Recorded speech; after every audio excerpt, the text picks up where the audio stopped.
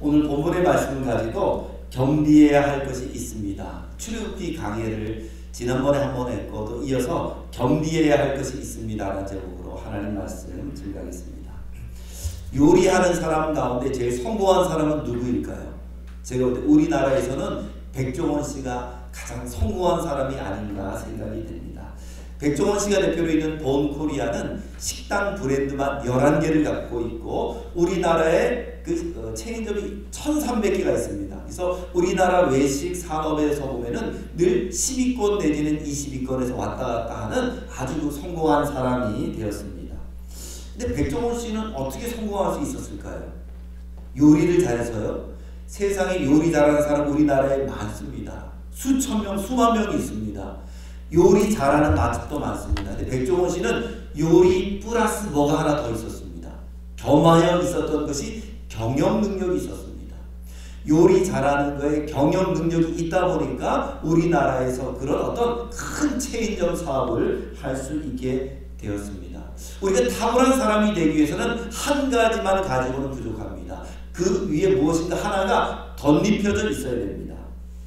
외국에서는 최고 경영자한테 어떤 인재를 원하느냐라고 물어보니까 전사의 심정과 그리고 시인의 감성이 있는 인재를 원한다. 그러니까 전사처럼 추진력이 있고 시인과 같은 상상력이 있는 인재면 좋겠다라고 그렇게 대답했다고 합니다.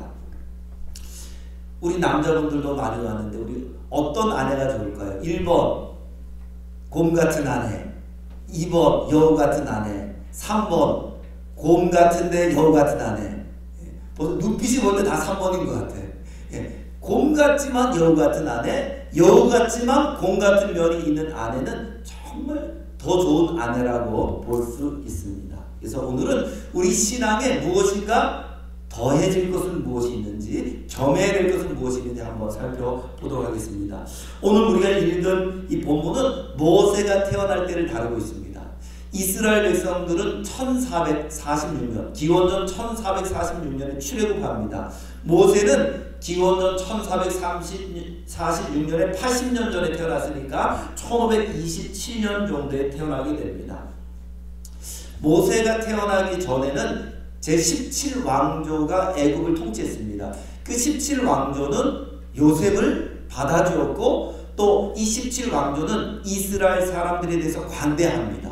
근데 18왕조, 이 모세가 태어날 때는 18왕조 때인데 이때는 외국인에 대해서 이스라엘 백성들에서 굉장히 배타적입니다. 미국도 그렇지 않습니까? 오바마 대통령 때는 이민자에 대해서 관대했습니다. 왜 그런가 하면은 오바마 대통령의 아버지가 케냐 출신이고 이민자의 아들이니까 그저 이민자를 많이 받아들이고 그들이 영주권을 얻을 수 있도록 많은 그런 행정명령을 내렸습니다. 그러나 트럼프는 어떻습니까? 이민자에 대해서 굉장히 엄격합니다. 배타적입니다. 한 나라의 대통령도 다른데 이 애굽의 왕조도 17왕조와 18왕조는 차이가 많이 납니다. 이때 애굽의 18왕조 때 이 모세가 태어날 때 왕은 투투모스 1세입니다. 실존하는 왕이죠. 이 투투모스 1세는 어떤 명령까지 내립니까? 신생남아 살인명령. 유대인에게서 남자아이가 태어나면 그 남자아이를 낳는 즉시 죽이라라고 하는 정말로 그런 어떤 무시무시한 명령을 내리게 됩니다.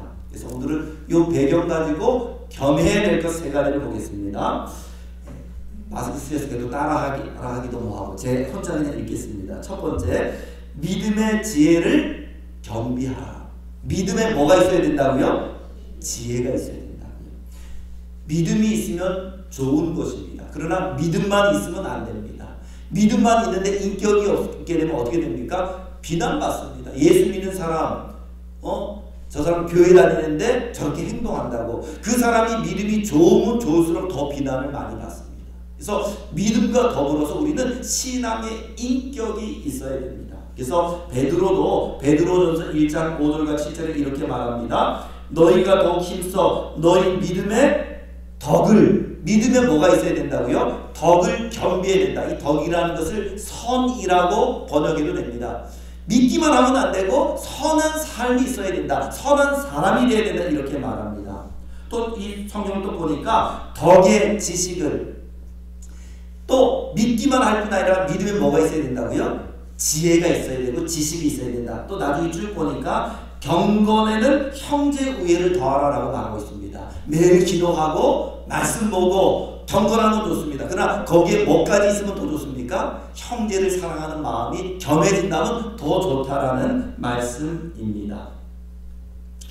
그래서 우리는 믿음만 가지고는 안 되고요. 믿음이 무엇인가 하나가 더 있어야 되는데 그 하나가 바로 오늘 지혜라는 것입니다. 오늘 1절 말씀 보십시오. 레위 가족 중 한 사람이 가서 레위 여자에게 장가들어. 남자도 레위 지파, 여자도 레위 지파입니다. 이름은 안 나왔지만 우리가 다 알고 있습니다. 모세의 아버지는 아브람입니다. 모세의 어머니는 요게벳입니다. 결혼을 합니다. 근데 2절에 보니까 그 여자가 아들을 낳으니 이 아들이 모세입니다. 사실 모세는 형도 있고 누나도 있습니다. 근데 다 생략되어 있습니다. 왜냐하면 사진을 찍을 때, 우리 카메라를 찍을 때도 마찬가지지만 이 영화를 찍을 때도 주인공에게 카메라를 쫙 맞추죠. 지나가는 엑스트라 아니면은 조연한테 맞추는 게 아니고 주인공에게 카메라를 쫙 맞추는 것처럼 이 출애굽에서는 모세에게 모든 걸 맞춥니다. 그래서 그 전에 사실은 모세의 형도 있고 모세의 누이도 있었지만은 다 생략합니다. 모세의 형은 아론이고 이 모세보다는 3살이 많습니다. 오늘은 없지만은 모세랑 아론은 같은 나이에 죽게 됩니다. 근데 그때 죽을 때 나이가 모세는 120세, 아론은 123세인 걸 보면은 3살 차이인 것을 알 수 있고요. 미리암은 제가 볼 때 한 10살 이상은 많은 것 같습니다. 여기 보니까 뭐 강가로 가가지고 바로의 딸에게 이런저런 얘기하는 걸 보니까 한 10살 이상은 많은 것 같습니다. 자, 아기가 태어났습니다. 근데 2절에 보니까 그 여자가 임신하여 아들을 낳으니 그가 잘생긴 것을 보고 모세가 태어날 때 어땠다고요? 잘생겼다. 자, 질문 하나 드리겠습니다. 우리 아들 못생겼다 한번 손 들어보시기 바랍니다. 내가 볼 때는 우리 아들 못생겼다. 아마 그런 분 한 분도 없을 거예요. 다 우리 아들은 다 잘났죠. 개그맨 중에서 정종철 씨라고 있습니다. 맞박이로 유명한. 근데 어느 기자가 무슨 연애 프로그램에서 정종철 씨 어머니한테 갔어요. 그래서 인터뷰하면서 물어봤습니다. 어머니, 정종철 씨하고 그리고 장동건 씨하고 누가 더 잘생겼습니까? 딱 물어봤어요. 그러니까 그 어머니가 한참 고민하더니 너무 질문이 어려워서 잘 모르겠다. 제가 볼 때는 심정적으로 누가 더 잘생겼을 것 같습니까? 아마 심정적으로는 우리 아들이 그래도 낫죠 라고 말하고 싶었을 것 같습니다. 부모가 볼 때는 자녀들은 다 잘생겼습니다. 근데 이것은 여기 있는 잘생겼다는 것을 그저 육신으로 잘생겼다는 것을 의미하는 것은 아닙니다. 왜냐하면 히브리서 11장 23절에 이 아이가 아름다운 아이인 것을 보았다 하는데 그 앞에 어떤 한 단어가 있습니다. 믿음으로. 그 부분은 믿음으로 보니까 그 아이가 어떻다고요? 아름다운 아이였고 하나님이 보시기에 귀하고 잘생긴 아이였다는 것입니다. 우리가 믿음으로 바라보면 다르게 보입니다. 옆에 분들 한 번만 보시기 바랍니다. 그냥 보면 그냥 우리 형제 자매입니다. 그러나 믿음으로 보면 어떻습니까? 하나님께서 당신의 아들을 주셔서 구원한 하나님이 그렇게 사랑하는 하나님의 백성입니다. 그런 마음으로 바라보면 다르게 보입니다. 그냥 내 형제고 교회 다니는 자매가 아니고 이 사람을 하나님이 얼마나 사랑하느냐, 하나님은 아들을 주기까지 이 사람을 사랑했구나라고 생각하면 좀 다르게 보입니다. 제가 예전에 그 중고등부 전도사 할 때, 지금도 마찬가지로 옛날에 그 중고등부 아이들도 신앙생활 할 때 좀 말썽 피우는 아이들도 있습니다. 예배 시간에 늦게 오죠. 또 찬양하라 그러면 소리도 잘 안 내죠. 또 설교할 때 집중도 안 합니다. 저는 늘 그것이 좀 저에게 좀 아쉬웠습니다. 저 때는 그냥 뜨겁게 믿고 막 기도도 열심히 하고 그랬는데 좀 제가 볼 때는 너무 좀 아쉬웠어요. 그런데 저희 중고등부 수련을 다 갔다 와서 그 다음날 주일 예배를 딱 드리는데 그때 제가 은혜를 많이 받았거든요. 하나님 성령으로 충만했는데 그 아이들 보니까 너무 이쁘게 보이는 거예요. 똑같은 애들이에요. 그리고 그날도 보니까 제가 생각해 볼 때는 그렇게 막 찬양 열심히 했던 것 같잖아요. 그러나 하나님의 은혜가 부어지고 하나님의 마음으로 하나님의 눈으로 보니까 귀하게 여겨져요. 아이들이 뭐 크게 찬양 안 하고 또 지각까지만 귀하게 사랑스럽게 느껴졌습니다. 그래서 우리들도 하나님의 영으로 충만해진다면 우리 모든 지체들도 그렇게 믿음으로 보게 될 줄로 믿으시기 바랍니다. 네, 그래서 여러분들도 믿음으로 다 아름답고 우리 모두는 다 존귀합니다. 그렇게 바라볼 수 있기를 원합니다.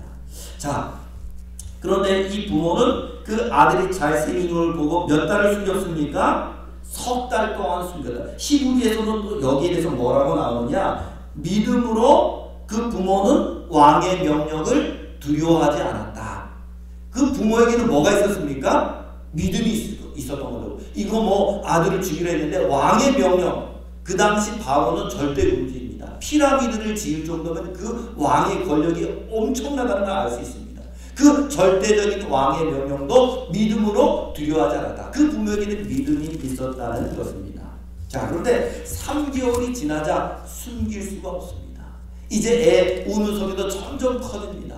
아마 제가 볼 때는 그 당시 아들을 만약에 죽이지 않으면 그 가족까지 처벌하는 그런 어떤 강화된 법이 있지 않았을까 생각됩니다. 옛날에 나치들이 유대인들을 갖다가 숨겨준 사람들 잡아서 죽이거든요. 예. 숨은 사람도 문제고 숨겨준 사람도 처벌하는 것처럼 이 아이를 갖다가 이렇게 죽이지 않고 숨겨주면 아마 가족 전체를 처벌하는 그런 강한 법이 있지 않았을까. 그러니까 그 부모는 이제 아들을 더 이상 기를 수 없게 되었고 우리가 잘 아는 것처럼 갈대 상자를 만들어서 나일강에 띄우게 됩니다. 자, 또 한 가지 질문 드리겠습니다. 이 부모가 갈대 상자를 만든 것은 믿음이 없다라고 말할 수 있을까요? 저는 그렇게 생각하지 않고 그 부모에게는 믿음 위에 지혜가 있었다고 말하고 있습니다. 히브리서에는 이 부모가 믿음이 없어서 그 모세를 갈대 상자에 넣었다라고 말하지 않았습니다. 저는 믿음도 있었고 믿음 위에 뭐도 있었다? 지혜도 있었다. 왜? 그 아이를 계속해서 갖고 있고 계속해서 기다 보면은 애기 우는 소리가 들리면은 온 가족들이 다 큰 어려움을 당할 수 있게 되어서 고민하며 기도하다가 이제는 갈대 상자를 만들어서 그냥 떠내보내는 것이 낫겠다라는 그 지혜가 있었다라고 저는 생각을 합니다. 코로나19 때 참 많은 고민을 많이 했습니다. 장로님과도 매주 통화를 하면서 이 상황에 대해서 의논하고 기도했습니다. 제 마음속에 가장 이 코로나19를 대하는 자세는 뭐였냐면은 마태복음 10장 16절이었습니다. 비둘기같이 순결하게 뱀같이 지혜롭게. 순결하지만 말고 하나님은 순결 위에 무엇을 더라고 말합니까? 지혜를 더해야 된다. 그래서 이 마음을 갖고 장로님이랑 통화하고 대화하고 그래서 오늘까지 저희가 이렇게 오게 되었습니다. 처음 코로나19가 발생했을 때 대구에 있는 모든 교회는 다 예배를 내렸다고 표현하면 안 되겠죠. 다 예배를 인터넷으로 드렸습니다. 저는 좀 놀랐습니다. 왜냐하면은 거기 대구 동신교회 담임 목사님이 권성수 목사님인데 청신대학원 교수입니다. 굉장히 경건한 분입니다. 근데 그분 교회도 다 내리고 지난번에 우리 총회장이었던 이승희 목사님 반열교회 그 교회도 다 인터넷으로 예배했습니다. 저는 지금 와서 생각해 보니까 너무 잘하신 것 같아요. 만약에 그때 교회를 통해서 이 코로나가 전파됐다면 아마 언론이 신천지를 공격하는 언론이 아마 기독교로 방향을 바꿔서 교회가 이런다고 아마 공격했을 텐데 대구에서는 거의 90몇 % 이상이 그저 예배를 다 내렸습니다. 저는 지혜로운 선택이었다고 이렇게 생각을 합니다.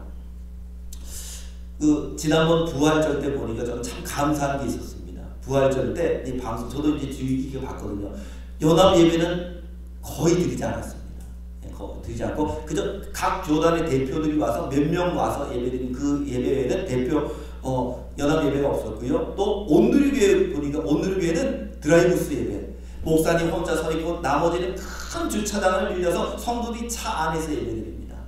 사랑의 교회는 어떻게 예배드리냐? 정말 중직자들만 예배하고 나머지는 교인들의 사진을 다 붙여놨어요. 우리들도 그렇게 할까 봐요. 다음부터는 사진을 다 붙여놓고 사진을 붙여놓고 예배했는데 저는 너무 고마웠습니다. 만약에 온누리교회나 사랑의 교회가 그 언론들이 바라보는 교회가 있거든요. 그 교회가 만약에 예배드려가지고 만약에 코로나가 퍼졌다. 기독교 전체가 저는 큰 어떤 세상 사람들로부터 지탄의 대상이 되었을 거라고 생각하는데 그렇게 큰 교회가 지혜롭게 예배드립니다. 두 가지 토끼를 다 잡았습니다. 하나님 앞에 예배도 드렸고 또 세상 사람들로부터도 신뢰를 받게 되었으니까 믿음의 지혜를 더한다는 게 이렇게 굉장히 중요합니다. 성경에 보면은 지혜로운 사람들이 많이 있습니다. 다니엘이 바벨론의 포로로 끌려갔는데 거기 있는 주는 음식을 포도주랑 고기를 보니까 다 이방 신전에 제사하고 난 다음에 주는 음식이에요. 먹을 수가 없습니다. 근데 다니엘은 어떻게 합니까? 차라리 날 죽여라 이렇게 말하지 않습니다. 그러니까 나를 좀 시험해봐라. 나는 야채만 먹을 테니까 열흘 동안 시험한 다음에 그 다음에 내가 먹지 않도록 허락했으면 좋겠다. 얼마나 지혜롭습니까? 막무가내로 뭘 하지 않습니다. 그러니까 열흘 동안 채식만 먹어도 얼굴이 더 건강하니까 그 관원자의 것을 허락하게 됩니다. 다윗도 마찬가지입니다. 블레셋 지역, 가드 지역에 잡혔을 때 사람들이 이 다윗을 죽이려고 합니다. 골리앗을 죽인 사람 아닙니까? 우리한테 위험이 될 수 있습니다. 그때 다윗이 지혜를 냅니다. 미친 척을 해야 되겠다. 그래서 막 침을 흘리고 글자를 그냥 아무 벽에다 그냥 막 철수야 바보 영이야 바보 쓰고, 그러니까 사람들이 볼 때는 미친 척 행동을 하는 거죠. 그 지혜로운 행동입니다. 그러니까 성경에 있는 사람은 믿음 플러스 지혜를 갖고 행동하는 것을 볼 수 있습니다. 북한의 교회가 지하교회가 1200개, 교인 수는 한 40만 명 되는 걸로 그렇게 모퉁이돌 선교에서는 파악했습니다. 근데 그들은 지하실에 참 모여서 찬양 소리도 못하고 조용하게 예배드립니다. 그들을 가지고 우리가 믿음이 없다고 말할 수 있습니까? 공개적인 장소에 나가서 자 우리 교회 다니는 사람들이다, 우리를 다 죽여라, 이렇게 말하는 것만 믿음은 아닙니다. 때에 따라서는 지혜롭게 숨어서 그렇게 예배하는 것도 지혜라고 볼 수 있습니다. 그래서 우리들도 신앙생활할 때 믿음 플러스 뭐가 있어야 된다고요? 지혜가. 특별히 직장생활할 때 지혜가 있어야지 직장에 다니는 동료들과 부딪히지 않게 됩니다. 제가 한번 예화로 드렸는데 우리나라에 한동대 다니는 어떤 청년이 미국 하버드대에 갔습니다. 하버드대 우리 한인 선배들이 참 술 파티를 합니다. 또 술 한잔 마셔. 근데 이 청년은 술을 안 마셨거든요. 근데 또 이거를 안 받으면은 선배들이 이끌어줘야 되고 공부도 잘할 수 있는데, 그래서 그 술을 한 잔 탁 받은 다음에 어떻게 했냐, 가슴에다 탁 부어버렸습니다. 야 너 무슨 술을 가슴에다 부냐니까, 선배님들이 주시는 술을 어떻게 입술로 먹습니까? 제 가슴으로 다 이거를 마시겠습니다. 줄 때마다 가슴으로 부었다는 거죠. 그러니까 엉뚱해 보여도 지혜로우니까 그 모든 것을 지혜롭게 부딪히지 않으면서도 넘길 수 있습니다. 첫 번째는 우리는 믿음 위에 지혜가 있어야 됩니다. 자, 두 번째, 기도에 최선을 겸비하라. 우리는 열심히 기도합니다. 건강을 위해서, 사업을 위해서, 학문을 위해서, 자녀를 위해서 기도합니다. 그러나 기도 플러스 뭐가 있어야 됩니까? 최선을 다하는 삶이 있어야 됩니다. 오늘 말씀 보니까 이제 더 이상 모세를 집에 두기에는 모세가 너무 이제 소리가 큰 거예요. 그러니까 이제 모세를 위해서 어떻게 합니까? 갈대 상자를 만들고, 또 3절 말씀 보니까 갈대 상자에 어떻게 합니까? 역청을 칠하고 나무진을 안팎으로 칠해서, 그래서 이 갈대 상자에 물이 들어오지 않도록 자신이 할 수 있는 최선을 다합니다. 아마 모세 부모는 모세를 위해서 기도를 많이 했을 거예요. 그러나 기도만 한 게 아닙니다. 나무도 그냥 견고하게 만들고 물 한 방울 들어오지 않도록 나무진을 그냥 최선을 다해서 칠하고, 그런 최선이 있었기 때문에 모세는 보호를 받을 수 있었습니다. 자, 갈대 상자는 언제 띄었을까요? 새벽 시간. 저는 제가 볼 때 새벽이랑 밤에는 안 띄었을 것 같아요. 이거 좀 그래도 좀 지켜봐야죠. 불안하니까. 언제 띄었을까요? 아침, 점심, 저녁인데 조 목사가 생각할 때는 아침에 띄울 가능성이 많습니다. 왜냐하면 저녁은 한 3-4시간만 있으면 금방 어두워지잖아요. 이 나일강에서 이 갈대가 천천히 가는데 3-4시간 있다 어두워지면 도저히 그 다음부터는 어디 손 쓸 수가 없으니까 아마 아침이면 그래도 한 8시간, 9시간은 천천히 떠내려가서 사람들이 보고 발견할 수 있게 되니까 그 정도면 저는 아침에 띄우지 않았을까 생각이 됩니다. 근데 놀라운 것은요, 이 갈대 상자는 누가 발견했습니까?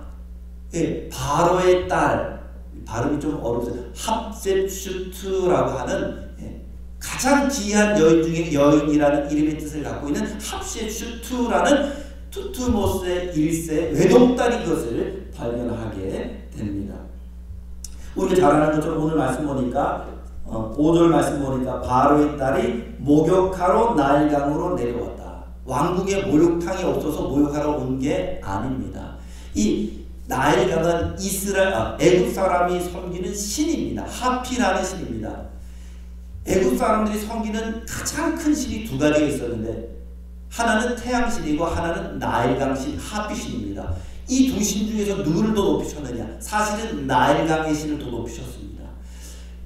애굽의 10가지 재앙은 애굽에 있는 10가지 신에 대한 재앙인데 제일 첫 번째 재앙이 뭡니까? 나일강이 피로 변하는 것. 나일강의 하피신을 하나님께서 심판하시는 겁니다. 그만큼 이 나일강이 애굽 사람들한테 중요했습니다. 다산이고 풍요의 신입니다. 지금도 이집트의 98% 농경지가 애굽 강, 나일강에 의존합니다. 그러니까 절대적인 겁니다. 거기서 모욕하고 그 힌두교 다니는 사람이 겐지스강에서 모욕을 해야지 그 업보가 씻어진다는 것처럼 여기서 모욕하는 이 모든 자체가 어떤 제사행위, 종교적인 행위입니다. 그런데 그 갈대상자가 놀랍게도 그 바로의 딸이 목욕할 때 거기에 탁 닿게 되고 발견하게 됩니다. 저는 제가 상상으로는 어쩌면 모세의 부모는 이때를 노리지 않았을까, 이 기회를 생각하지 않았을까 생각됩니다. 유대인의 악의는요 어떤 누구도 기를 수 없어요. 그것을 유대인이 발견한다 기를 수 있습니까? 못 길러요. 네. 그 유대인의 남자이기 그 가족이 다 처벌을 받습니다. 부모도 못 기르는데 어떤 유대인도 기를 수 없습니다. 두 번째, 애굽 사람은 어떨까요? 애굽 사람은 신고를 하든지 그냥 놔두든지 애굽 사람이 길러도 바로 왕의 명령인데 어느 누구도 애굽에서는 어느 누구도 이 바로 왕의 명령을 거역할 수 있는 사람은 아무도 없습니다. 단 한 사람이 있어요. 누구밖에 없을까요? 외동딸. 놀라운 기적이죠. 정조가 수원으로 가는 화성으로 가는 화성 행차할 때 그 같이 가는 사람이 한 8,000명 정도 됩니다. 같이 군인들이랑 여러 신하들이. 이 바로의 딸, 바로의 외동딸이 왔을 때 혼자 오지 않고 수혜원이 10몇 명은 아닐 거예요. 거기 보면은 무슨 경원도 있을 거고 군인도 있고 시녀도 있을 거고 수백 수천 명이 왔을 텐데 모세의 부모가 아마 전혀 모르지는 않았을 겁니다. 어쩌면 그런 마음으로, 그렇게 기대하는 마음으로 이 모세를 살려줄 수 있는 사람은 바로의 딸 합세슈트 외에는 아무도 없다는 생각으로 아마 쫙 떠내보냈을 겁니다. 이 합세슈트는 대단한 여자입니다. 이 합세슈트는 나중에는 자기 아들이 어릴 때 애굽의 이제 황제 역할을 하게 되는데 수염을 붙입니다. 남자처럼 수염을 붙인 다음에 그렇게 어떤 정치를 하는 대단한 여자입니다. 엄청난 여자입니다. 그 여자 이제 양 아들이 되게 되었습니다.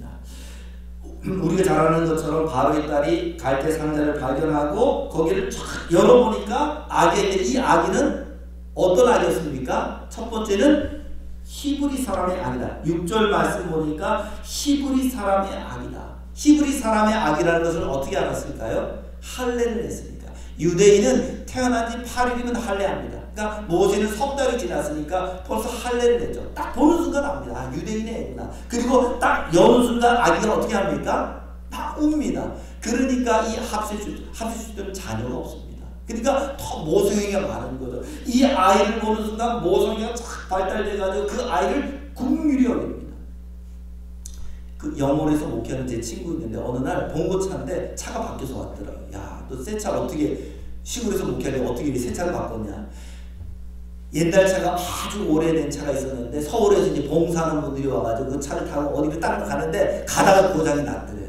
그래서 여기서 목사님 왜 그러세요? 아, 차가 오래돼서 고장 났다고. 하필이면은 서울에서 봉사하신 분들 다 태운 그 운행하다가 고장이 난 거예요. 근데 그분들이 와서 야, 시골에서 목회하는데 차가 고장 나서 저러니 우리가 차를 사드려 해가지고 차를 탁 사드렸다는 거죠. 그러니까 그 타이밍도 제가 그래서 야, 그것도 참 기가 막힌 타이밍이다. 그분들 간담회 고장 났으면 어떡할 뻔했느냐. 하나님이 다 그때도 주관하시는 겁니다. 그래서 우리들도 기도에 최선을 다해야 됩니다. 모세의 부모가 모세를 위해서 기도하고 그 바로의 딸이 그 나오는 시간, 아침 시간 또 역청을 탁 칠해가지고 쫙 보낸 것처럼 우리들도 최선을 다해야 됩니다. 어거스틴도 이런 말을 했습니다. 모든 것이 하나님에게 달린 것처럼 기도하고 모든 것이 너에게 달린 것처럼 최선을 다하라. 우리 자녀들, 우리 결혼을 앞둔 자녀도 있는데 자녀들도 사람을 좀 많이 만나야 됩니다. 제 친구는요, 통금 시간이 자기는 없대요. 저랑 똑같은데 자녀들이 이제 시집갈 나이 돼가지고 일찍 결혼해서. 근데 자기는 통금 시간을 안 준대요. 사람도 만나야지 좋은 사람을 만나는지 알죠. 교제를 뭐 많이 하라는 게 아니고 일단은 많은 사람을 만나봐야 됩니다. 그리고 정말 괜찮은 사람이 있으면 진지하게 교제해서 결혼에 이르는 거죠. 기도만 한다고 되는 것은 아닙니다. 결혼을 앞두고도 자꾸 만나봐야 되고, 그 사업도 어떻게 됩니까? 기도만 할 뿐만 아니라 최선을 다해서 열심히 노력해야 되고, 건강도 마찬가지입니다. 저는 우리 성도님들이 좀 걷는 것을 좀 많이 걸었으면 좋겠다라는 생각이 듭니다. 저는 옛날에는 자전거를 많이 타는데 자전거보다 더 좋은 게 걷기입니다. 자전거를 타려면요 벌써 준비가 많아요. 뭐 복장도 많고 꺼내야 되고, 걷는 건 밥 먹고 그냥 한 바퀴 돌면은 그냥 딱 됩니다. 그러니까 여러분도 이 걷는 것은 통계에 의하면은 버클리에서 연구된 35,000명을 6년 동안 연구했는데, 달리기 한 사람과 걷는 사람 연구해 봤는데 고혈압, 당뇨, 심혈관 질환, 이 모든 것이 걷는 사람이 훨씬 더 낫습니다. 그러니까 걷는 게 운동이 안 될 것 같아도 부상도 사고 위험도 없고 건강에도 좋으니까 여러분도 열심히 운동하시기 바랍니다. 자, 세 번째 말씀드리고 싶은 것은 영성과 실력을 겸한 자가 되라. 여러분, 우리 자녀들을 어떻게 자랐으면 좋겠습니까? 영성은 있는데 실력이 없어요. 실력은 좋아요. 서울에 있는 좋은 데 나오고 그냥 뭐 석사 박사입니다. 근데 영성이 없어. 사실 우리가 다 원하는 건 아닙니다. 우리는 일단 영성이 있기 원하고 영성 위에 실력이 더해지기를 저희들은 원하고 있습니다. 모세는 이 두 가지를 다 갖추었습니다. 어머니가 그 자녀를 기도로, 말씀으로 키웠습니다. 언제까지? 젖될 때까지. 보통 애들은 젖을 몇 살 때입니까?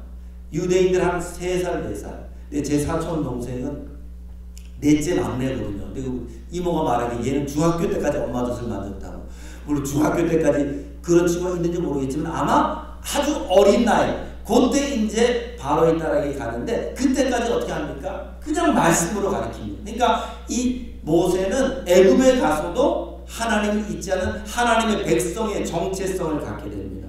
그래서 저는 우리 자녀들에게 우리가 하는 큐티를 우리 자녀들도 평생의 습관이 될 수 있도록 들여주면 좋겠다라는 생각합니다. 왜냐하면 성경 공부는 과정이 길어도 1년, 2년입니다. 그러나 큐티라는 것은 일생 동안 하나님과, 일생 동안 하나님의 말씀과 동행할 수 있으니까, 어려서 뭐 11조가 습관이 되게 하는 것처럼, 예배가 습관이 되게 하는 것처럼 말씀, 큐티하는 것을 습관이 되게 한다면 우리 자녀들 평생의 큰 영적인 자산이 될 거라 생각됩니다. 그래서 늘 여러분들 자녀들에게는 말씀과 동행할 수 있도록 그렇게 좀 권면해 주시고 책도 좀 사주시고요. 두 번째는 이 자녀들에게 신앙이 본이 되어 주시고 또 자녀들 위해서 늘 기도해 주시기를 바랍니다. 그래서 영성을 갖고 있는 아이 될 수 있도록, 또 영성 위에 뭐가 있어야 됩니까? 실력 있는 사람들 될 수 있도록. 사도행전 7장 22절 말씀 보니까 모세가 애굽 사람의 모든 지혜를 배워 그의 말과 하는 일들에 능하도록 애굽의 모든 지혜를 배웠다라고 말하고 있습니다. 하나님 앞에 쓰임받은 사람은 세상 지혜로 타고납니다. 다니엘처럼, 요셉처럼 영성과 실력을 겸한 자녀들이 큰 인물이 될 수 있습니다. 자, 오늘 말씀 결론 맺겠습니다. 믿음에 뭐가 있어야 됩니까? 믿음에는 지혜가 더 필요합니다. 기도에 뭐가 더 필요합니까? 기도한 다음에 최선을 다해야 됩니다. 우리 자녀들이 실력 위에 뭐가 있어야 됩니까? 영성과 실력을 겸비해야 됩니다. 겸비한 사람이 탁월한 사람입니다. 여러분들이 지금 갖고 있는 모든 그 영성에서 한 가지 더 겸할 수 있는 여러분 되기를 주의 이름으로 축복합니다. 하나님 감사합니다. 우리 믿음 위에 지혜를 더하시고 또 인격까지 더해 주시옵소서. 기도에 최선을 다하게 하시고 우리 자녀들이 실력과 영성을 겸비한 자녀들이 되게 하여 주시옵소서. 예수님의 이름으로 간절히 기도하옵나이다. 아멘. 예. 우리 헌금 시간은 없습니다. 우리 찬양만 246장 찬양 드리겠습니다.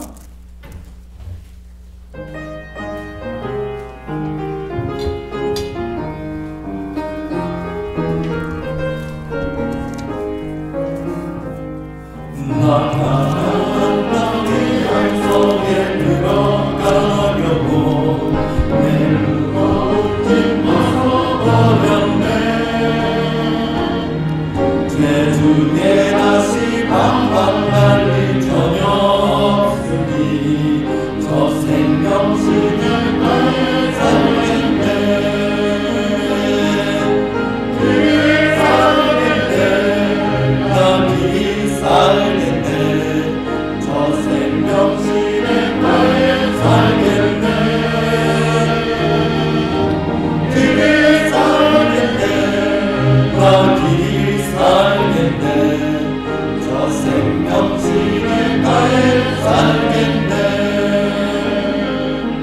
그 불과 푸른 기름으로 인도하시니 나 가는 길이 영롱하겠네. 그 요단강을 내가 지금 건너 후에는 저 생명신의 나를 살겠네. 길이 살겠네. 나 길이 살겠네. 저 생명신의 나를 살겠네. 길이 살겠네. 나 길이 살겠네. 저 생명신의 나를 살겠네. 내 주린 영원 만나로서 먹여주시니 그 양식 내게 생명 되겠네. 이후로 생명 양식 그와 함께 먹으며 저 생명식을 나에 살겠네. 길이 살겠네. 나 길이 살겠네. 저 생명신의 나를 살겠네. 길이 살겠네. 나 길이 살겠네. 저 생명신의 나를 살겠네. 예, 기도하겠습니다. 헌금 기도하겠습니다. 하나님, 오늘도 주님 앞에 귀한 예물 드린 손길들이 있습니다. 11조와 감사헌금, 선교헌금과 건축헌금, 꽃꽂이헌금과 기타 모든 무명의 헌금을 기쁘게 받아주시기 원합니다. 주를 위해 수고한 모든 손길도 함께 받아주시되 하늘의 신령한 곳으로 이 땅의 기름진 곳으로 풍성케 하여 주시기를 원합니다. 우리 자녀들에게 인생의 좋은 만남들을 허락해 주시고 형통하게 하셔서 입시와 취업과 진학을 앞둔 자녀들, 결혼을 앞둔 자녀들, 외국에 있는 자녀, 군 복무 중인 자녀들과 함께 하시고 우리 아이들이 실력과 영성을 겸비한 아이를 낼 수 있도록, 자녀를 낼 수 있도록 하나님이 축복하여 주시옵소서. 성도들의 가정에 기쁨이 넘쳐나기 원합니다. 경영하는 생활 가운데 물질의 풍성함도 덧입혀 주시기를 원합니다. 오늘도 많은 것을 드리고 싶지만 안타까운 마음으로 왔다면 그 몸과 마음을 기쁘게 받아주시고 더 풍성히 드릴 수 있는 물질도 허락하여 주시옵소서. 육신의 약한 성도들 강건케 하시고 또 인생의 여러가지 어려운 문제 당한 성도들 피할 수 있는 길도, 해칠 수 있는 지혜도, 견딜 수 있는 인내도, 뛰어넘을 수 있는 용기도 허락하여 주시옵소서. 예수님의 이름으로 축복하며 간절히 기도하옵나이다. 아멘. 강도 말씀 드리겠습니다. 예, 오늘 오신 분들을 환영하고 또 집에서 예배하시는 분들도 환영합니다. 감사합니다. 함께 예배할 수 있는 날이 빨리 왔으면 좋겠고 한 5월달 정도면 되지 않을까 개인적으로 생각합니다. 예, 오후 예배 점심 식사도 없고 가정 예배로 오후에는 드리시기 바랍니다.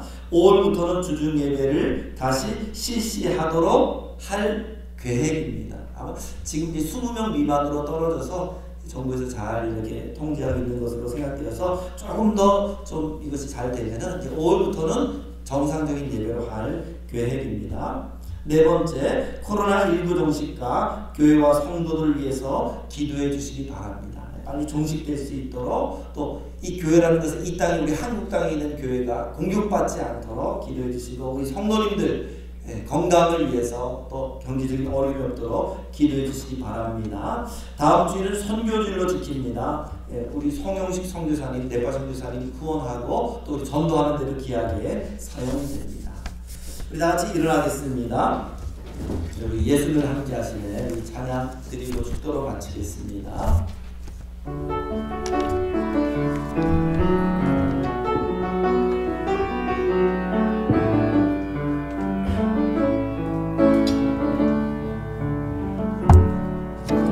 고단한 인생길 힘겨운 오늘도 예수 함께 하시네. 지나갈 아픔도 마주할 세상 세상도 예수 내 마음 아시네. 고단한 인생길